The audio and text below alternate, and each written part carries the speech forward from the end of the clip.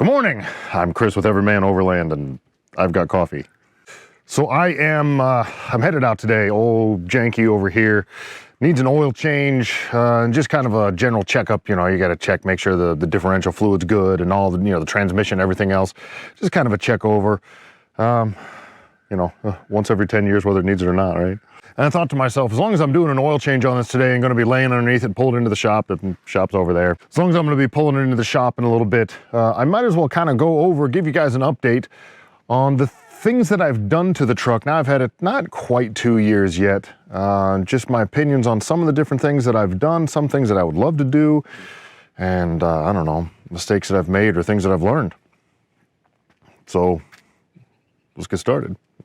So I guess I'll just start with a quick overview and just point at it and kind of tell you where things are at now. When I bought the truck, I bought it out of Houston. I want to say it lived its life down near Galveston somewhere because I found an old insurance card up in the visor at one point.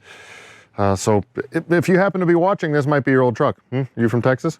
So when I bought it, it had the ARB roof rack on the top. Now the whole basket, you can see that the basket on there is cut. I cut the back end of it off so that I can fit the rooftop tent on there. I know that ARB actually sells a basket much like this, kind of in this configuration where you've got this kind of front corner and then the back end of it is flat. I don't know what it's called, but I know they do sell one like that, but this isn't that. This was just me with a cheap saw in a parking lot. So it had the roof basket on it. It had an Old Man Emu, I want to say 2.5, 3 inch lift, whatever, the nitro charger. In fact, you can see that it still has the old Emu shocks on the back there. It had some 18-inch wheels on it that were Pro Comp wheels. It had 33-inch Toyo mud terrains on it. And otherwise, it was pretty much just like you see it here. It had the ARB bumper on it. It had a worn winch in it at the time that I bought it. I have since replaced the winch. But mostly, I bought the truck just kind of as you see it. Things I've done to it. Obviously, like I say, I chopped up the roof basket and I added the rooftop tent, which is, at the moment, it's out in the shop because no sense driving around with it. I added this awning, which I have never used, but Maxi Track, I mean, I got the thing for like 70 bucks or whatever on sale. So it can just live up there. I have changed out the springs and struts in the front. I now have Bilstein struts with Dobinson's coils. So these Dobinson coils, I don't remember the number of them. 359 pokes into my head, but that's probably completely the wrong number. But those coils are actually designed for the GX. So these are supposed to be too heavy of a coil for the front end of an FJ. However, they sit lower than the Old Man Emu springs that were in there, and I think they've even started sagging over time. Like, you take a look at the truck right now, and I don't know how easy it is to see on this, but it's kind of like tail happy. The tail's real high in the air and the nose is down, and that's with these Bilstein struts adjusted all the way up with those coils. So I think I'm actually going to swap back out to the Old Man Emu coils and just kind of see how it sits. A couple months ago, or a few months ago at this point, I put these Vision Flow wheels on it. These are a 17, I think, by 9. They're either 9 or by 9.5 with a -12 offset, and they are 33-1250 Milestar Patagonia mud terrains. And it could just be that the Toyos that were on here when I bought it were old, but these tires work so much better off-road than the Toyos did. The Toyos were real good for on the street. They were quiet and they were predictable and they were real nice. I mean, Toyo builds a good tire. Everybody loves them for a reason. But these Milestars work so much better off-road. So you can see in the back here, I've got 2 cameras, one facing straight back, one facing down. That camera there is actually for a rear view mirror system that is, let me open it up for you. So this rear view mirror is actually a screen and just provides a video feed at the back. You can see it's got a dash cam for up front, so the front camera and the rear camera are continual recording. It's got an SD card that goes in there, so if you're ever in an accident or whatever, it's good to have. Plus, these trucks with this little tiny window here, little tiny window there, and then we stack it full of things, these things are impossible to see out of. You drive down the road, what's behind me? No idea. So putting a camera system in it like this with that rear view mirror, now I can see everything. It's fantastic. I love it. I got it for like 80 bucks. Some of the best 80 bucks I ever spent. The other camera, this guy, just plugs into the Pioneer head unit. So you can see the Pioneer head unit in there. When I put the truck into reverse, that secondary camera comes on and it's kind of aimed down so I can see what I'm about to drive over. And that's real helpful for backing up to the trailer. It's helpful for if I'm, you know, backing up to a curb or whatever, even out on off-roading, like, oh, there's a rock back there, how close is it? It works real good. Still have the factory rock rails on it. And as much as everybody says, oh yeah, I want to buy this whatever, so-and-so fabrication, and I want this, these work really well. You can see I've used them. There's a couple of rusty, scratchy spots on there. They seem to work. They seem to keep me off the rocks. I know a lot of people like to bring them so it kind of cuts out like this. And honestly, I just don't understand why. I'm not saying it's wrong or that I disagree with it. I haven't had a problem where I thought, oh, I wish the truck would, you know, raise up as I'm going over up. I don't know. Not sure why people do that, but that's what people do. You can kind of see it down there. I have some APOC Industries. I think that's how you say that, APOC. APOC Industries lower control arms, because I bent my factory control arms, and I know a lot of you are saying, yeah, I bent mine too, because it's just one of those things that happens. Okay, so again, it's got an ARB bumper on the front. I don't know, I don't know what they call this actual bumper, but it's just the ARB bumper. We all know that. When I bought it, it had a worn 9.5 Ti, I think it was, winch that was in there that was just kind of failing. In now is an open road 4x4, 13,000 pound winch, and then I've got a Factor 55, what do they call it, a Pro Link, I think, on the front, the little orange guy there. I also have a Factor 55 offset Haas fair lead, which is something that you have to run because of the positioning of the winch in this bumper. You can see some hella horns poking around in there, the little yellow guys there. Those things are fantastic compared to, I don't know if anybody has a factory FJ with the factory horn. It's like, I don't know, a depressed Kermit or something like that. They just don't work real good. I've installed some custom scratches down the truck. Those work out real nice. And that's about that for what you can kind of see on the outside of the truck. I mean, obviously I've got whatever decals, but who doesn't have decals and all over the place? I don't so much do, it's a real big thing, put the patches on the, I don't do the patches. I don't understand the patches. I don't like the patches. So I'm gonna go ahead and hop in the truck. I gotta, open the gate, and I gotta get the truck over there into the shop, and then I'll kind of poke around a little bit and show you some things I've done under the hood and in the back and inside the truck, and we'll take it from there.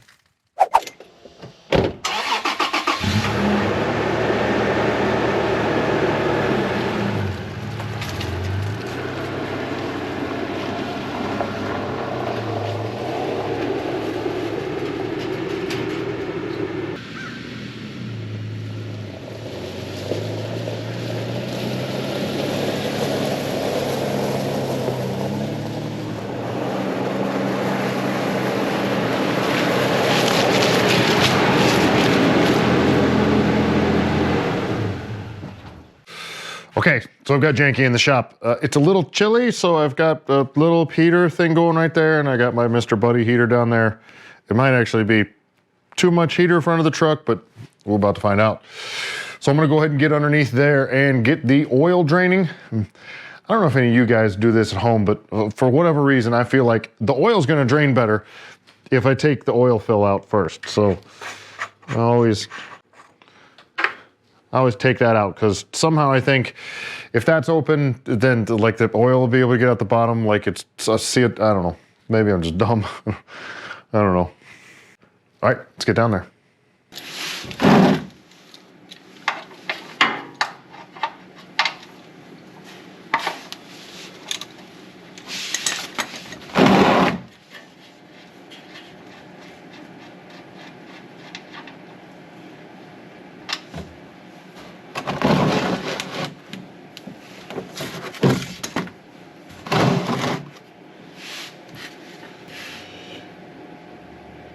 All right, so I guess while I let this guy drain out, because it's still pretty cold, so it's going to take a second for it to drain, I'll show you a little bit of what I got going on inside. All right, so just a real quick cover again. Like I say, I'll kind of show you all what I've got done to the truck.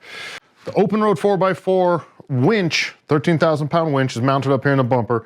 I mounted the control box under the hood here, as I kind of wanted to keep it away from splashing, whatever. I just didn't like the way it sat up here. I know that that's really common. Everybody puts them up here, and that's what all these holes are for. but I like it up there.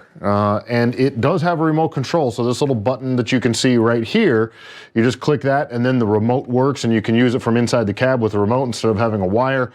Or you can pull, there's a little port back here that you pull a plug out and then you can plug in the hand controller if for whatever the remote isn't working.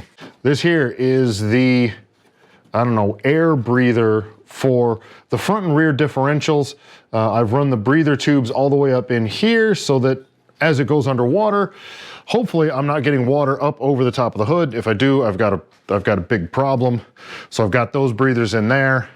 When I bought the truck, it had this Underdog Racing development, this URD mass airflow controller. So it plugs in here to the mass air sensor and it kind of tweaks it a little bit. From what the guys there tell me, it actually leans the truck out a little bit in the higher RPMs, gives you tiny bit more power. I can't say it's really appreciable. Maybe it gets you better mileage. Maybe it runs better. It was already there. The last video you saw, I installed this ATEM Power 50 amp hour lithium iron phosphate battery and a 20 amp Renogy charger that you can see it back there. Still not sure this is going to stay here. I still think it's going to end up in the truck somewhere. And that's about it for what's going on under the hood. It is virtually stock. I mean, to the point where I would say, yeah, it's just dead stock. There's, you know, I mean, unless I put a supercharger on it, I don't think there's much you can do to get a whole lot more power out of these things. And it just is what it is. Doesn't need to be a race car. Doesn't need to be stupid fast. Just needs to get me over the rocks. And once you're in 4 low, I don't think the supercharger makes a difference at all. Like, you know, the low gears, you're gonna be fine. The supercharger and other power adders, it's mostly for the street in my opinion. So we're just gonna leave it just like it is. Okay, so inside the truck. Again, probably mostly stock. We already talked about the rear view mirror with the camera system that I've got for that. Whatever, change the shift knob. Like if that's the list of modifications, you know you're not doing anything right. I've got the rear seat out of it at the moment, or at least the base to the rear seats. They just mount to these little guys right here. They come out real easy and they store in the garage right over there. But I never take anybody in the back of the truck. Nobody ever rides back here, so I tend to just forget to put the seats back in it. Really think I'm going to pull the seats out, pull everything out of the back and create like a panel system here in the back that will hold the fridge and hopefully hold a subwoofer box here. And maybe I'll put the battery over there. I'll put the battery in the back, but just kind of like a deck system where I can load things in and out real easy. And I don't have to worry about the seats because nobody uses them anyway. All right, so with the key turned on, you can actually see the mirror in action here, and you can see it's just staring out the truck behind me, but it has front and rear cameras on it so that you can look whichever one you want. Really happy with that thing. I really do like that. I've got the Pioneer, what is it, DEX 4200, I believe it is, just Pioneer head unit. Really mixed feelings about this. I have always loved Pioneer head units. They're probably always going to be my go-to. This was in the truck when I bought it, but it's been super glitchy. It doesn't like to line up on the map. It always tells me, oh, you're over here, and then you're over here, and it kind of jiggles around. And lately I've had some trouble that sometimes it wants to talk to the steering wheel controls, and sometimes it doesn't. So I'm not really sure. I think I'm going to end up swapping out for one of those big, you know, I don't know if you guys with the FJs have seen them, but there's an Android unit you can buy that actually, like, these switches get replaced and little tiny ones, you replace the whole face, and it's like that big. It's like a 12-inch screen or something like that. I may end up doing one of those one of these days. Put in a little power port down here, and the only neat thing about that, like, yay, dude, you've got USB power. Nobody cares. It does actually have a volt gauge on it that tells you what your battery's sitting at. And you can see that it's lit up in blue at the moment. When I plug in my phone and charge it, it lights up in red when this is charging something. And when the phone's done charging, it goes back to blue. And I don't know why, but that makes me happy. I think it's kind of cool. And I like the fact that I can actually see how many volts are in the battery right now. All right, so over here on the passenger side, and I don't have the arm for the tablet mounted, but I put in this panel here, which isn't really a MOLLE panel or MOLLE panel, however you want to say it. This is designed for rack units, and so this is a 4RU, 4 rack unit, and I think this is just designed as a vent. But I put this in here because it's kind of like the perfect width, and then I can mount other things to it. The ball that you see over there, I've got an arm that holds the tablet. I've got a tablet that we mount in here when we go driving, or we've mounted in here once. I've only had it just for a little bit of time. I think it's a little bouncy, so I'm still kind of working on squaring that away. but eventually I'll have a phone holder over here that'll replace this, because I really don't like the way this sits in the air vent. It just bothers me. So I'll have a phone holder over here for my phone, and we'll have a tablet, and then Marla's phone will go on a phone. Boy, that's one of them days. Marla's phone will go over here on her own holder over there. Other than that, the interior is pretty much just as it came. When I bought the truck, there was a very, very broken like TV. You can actually see the remnants of where the TV screwed to the front and it flipped down like this for the people in the back, and it was broken. Like broken. There wasn't actually even a video screen on it anymore, just the components, and it was nasty and ugly. But whoever installed it actually cut the headliner, and I don't know why, because it just mounted with these 4 screws. I don't know why they cut the headliner, but they did. And they cut the hole where the factory dome light goes, and it made it bigger. Well, the factory dome lights in these things actually kind of like clip into the headliner up here. And so I couldn't replace it. And so I got this thing, and this is like it's really incredibly bright. It's like the world's brightest dome light. This is designed, it's an LED light that I got off of Amazon. You're supposed to run them in like a motorhome up underneath the cabinet so it can light up the whole place. It's really bright, but it's what I've got, and it makes me happy. So one thing I have done that I feel has really helped out a bunch in the back, or has just been extremely useful, is I've put a couple electric ports in here. You can see that guy right there is an ASE style plug. So this plug, you open this up and you can see the plugs there. I've said this before in other videos, and I say it all the time, and I am not a fan of the whole 12-volt cigarette lighter plug thing. I don't feel that they work very well. They fall out all the time. They're just no good. So the ASE style plug, like you see here that I've got on my diesel heater, when you plug these things into each other, you get very good contact. They're able to carry a lot of power through them, and they don't fall apart. Like this here, I plug it into the thing, it just stays plugged in forever. It will not fall out. Can't say that about those 12-volt cigarette lighter style plugs. They fall out all the time. So all the time I'd be driving down the trail, and we get to somewhere, and I go to open up and I'd go get a drink or a sandwich out of my fridge. And I wouldn't say that it's been unplugged for so long as things are warm, but it's unplugged, it's not running. I gotta go back there and wiggle the plug and plug it back. I hate them. So I've put in that one plug that you saw, which is right back here, kind of in the back seat, because that's where the fridge lives. And then I also have, all the way in the back of the truck, I've got another ASE style plug, and then I've got a 12-volt plug back there, and a couple USB plugs. And having those additional power ports in the truck, kind of wherever I'm gonna want power, that's been hugely helpful. I love it. But beyond that, the truck is fairly stock. I mean, I load the thing up. We've got a fridge, we've got a power station, now I've got the battery in here, we've got lots of different accessories. I've got a whole rack of different things that we take out and camping, and we've got boxes and things and chairs. And so we've got a lot of things we bring with us. But the truck itself, it's pretty stock. Just got about a 2.5 to 3 inch lift on it. It's got some 33 1250s. It's got the factory locker, factory gears, and it just kind of does everything that I want it to do. It does very well.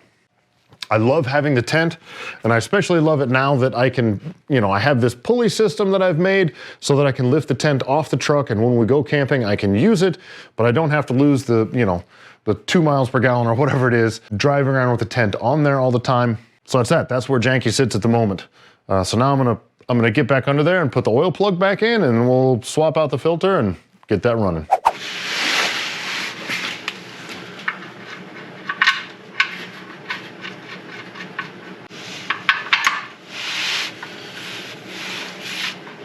I guess I forgot to mention when I was outside and point out, I've got this and I've got that and the suspension and whatever. I guess I forgot to point out I've got the new upper control arms from Ironman 4x4, and I don't know that they're new to Ironman, but they are new to me because I bent and broke everything. You can see I've got the Total Chaos weld-on gussets on here on the spindles, or the knuckles, or whatever you want to call it. But that upright is just a little bit skinny. These things like to bend, so you get this kit from Total Chaos that all welds in there, and that makes everything much stronger, which I think just makes this the weak point of the suspension, and that's going to bend, but what are you going to do?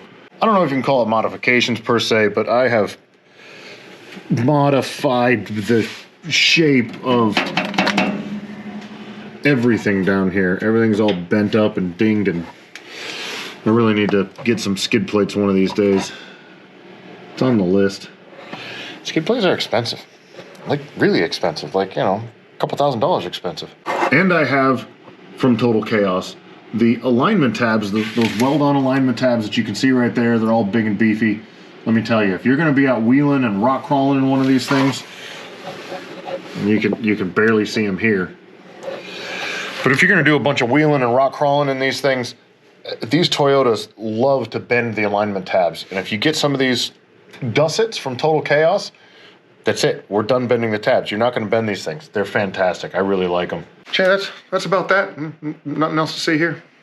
And before I put the oil in, another sip of coffee out of my trucker cup, because used to be a trucker. Not a trucker anymore, but still have the cup. Always helps out on a cold morning. All right, so we'll get the oil filter out of here. I think it's kind of nice that with the oil filter sitting up here like this, they've got this like little catch tray built into the oil filter housing. It's got a little tube that comes off the bottom. So you just kind of take, like, I don't know, this is just a paint can cap. Kind of stick that down there, and that'll catch. It's tight. Come on, ready, go. There it goes. All right. So that'll catch the oil that comes out of the filter. And you just have to hope that you got a big enough cup.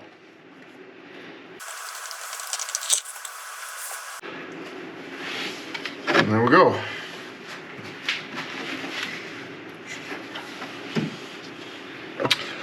Ta-da! Yay! All right, so today I'm using a factory Toyota filter, which I picked up at Walmart. I'm pretty happy they've got those factory Toyota filters there. And I'm using this Castrol Edge, whoop, move that out the way, 5W30, that's what I'm using. Let's go ahead and get that in there. Here's where they get you, right? On this oil, so this is 5 quarts. Engine takes, I think it says 6.4 quarts, so you have to buy 7. Well, that's 30 bucks for 5 quarts, and then each 1 quart is 10 bucks. So if you're buying 7 of them, you got to pay 50 bucks worth of oil to get the 7, or you can get 10 quarts for 60 bucks, right? So you buy 2 of these things, there's one there, there's another one there, right? And then you end up with a whole bunch of them stacked up in the back, because when you go to Walmart to buy your oil, you forget you already have some. So this is where eventually I'll have enough for a whole oil change over there, and then that'll be a yay. But let's go ahead and get this in there. All right, so whatever, we got to take the wrapper off, throw that away. Always when you put a new oil filter on, you want to make sure you put a little bit of oil up here on the gasket. So I just stick my finger down in the busket, just grab a little bit of oil, get it on there. Normally, if the oil filter's screwed on from the bottom, I'd go ahead and fill this up with oil. But seeing as how it sits like this in the engine compartment, right side up, if I put some oil in there, it's all just gonna drain back out anyway, so I don't worry about it too much. Just get it on there. Snug it down. You wanna make sure it's tight and that you've compressed the gasket, but you don't have to kill it. And then you have to get a hammer and a screwdriver to take it off next time. So now we got the filter on. Let's go ahead and get the oil in. This is always tricky with this giant bucket.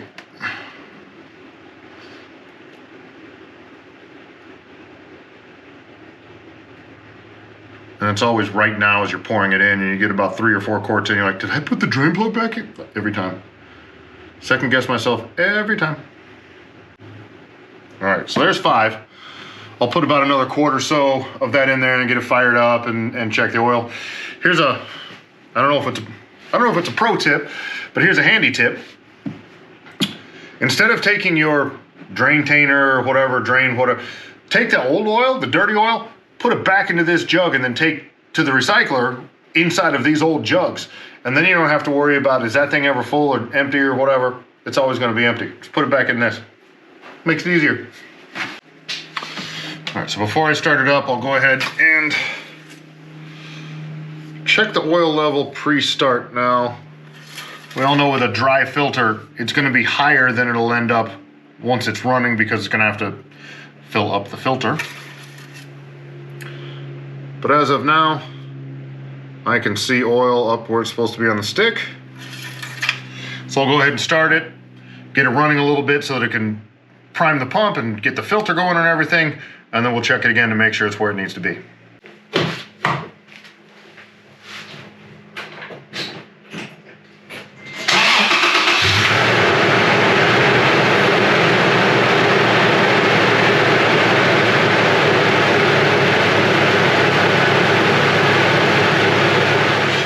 All right, so now we come over here. Wipe it down nice and clean, and I always like to take a peek at just remember what the dipstick looks like. You can see you've got these 2 dots on here, and for anybody that doesn't know, those 2 dots indicate obviously high and low of where you want to keep it, but that also indicates 1 quart of oil. So if it's halfway down and you want it all the way up at the top, that's half a quart that you want to add to it. If it's down here, you want to add a full quart to get up there. Or at least that's the way it was always explained to me. I mean, they could have changed things in the last however many years, but I'm pretty sure they're still doing it the same way, that in between low and high, 1 quart.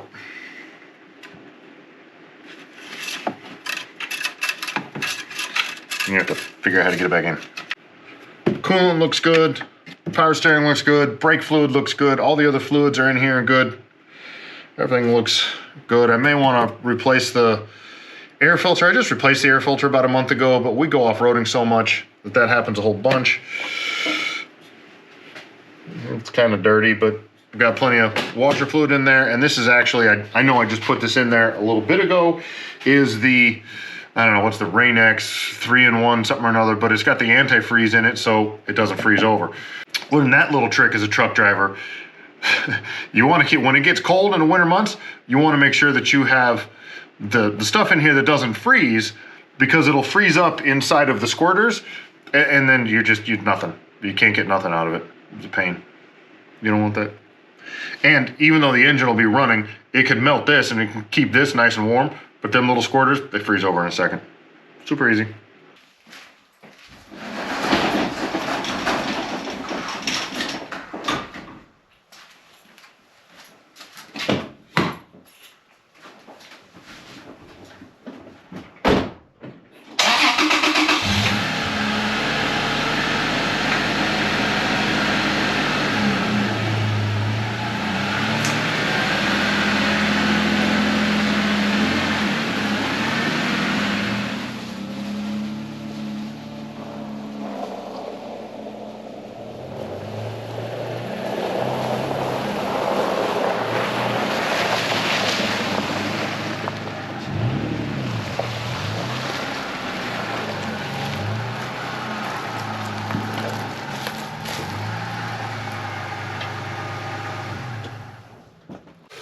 So I think to finish up, I would kind of give you a, how do I feel about Janky? What do I wish I could do to it? What do I plan on doing it? What do I wish I wouldn't have done? All of that.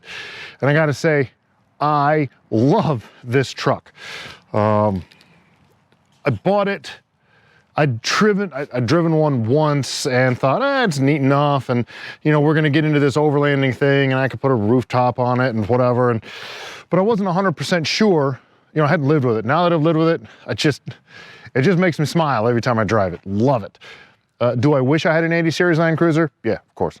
Who the hell doesn't? I think I would say the only thing where I find this vehicle lacking is there's not as much room inside for things as I wish that I had.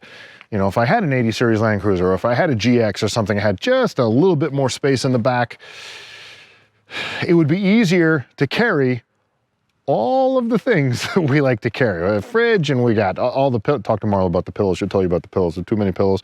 You know, but all the clothes and the food and everything. We pack this thing just about airtight every time we go out, and I wish I had a little bit more room. That said, man, I'm happy with this thing. I don't think that I would trade it at the moment, at least how I feel. I don't think I would trade it for a GX. The GX has the V8 in it, and man, that's fantastic, and I'll bet you it's so much more pleasurable to drive on the road and whatever, and up and down hills, and if you have to tow something.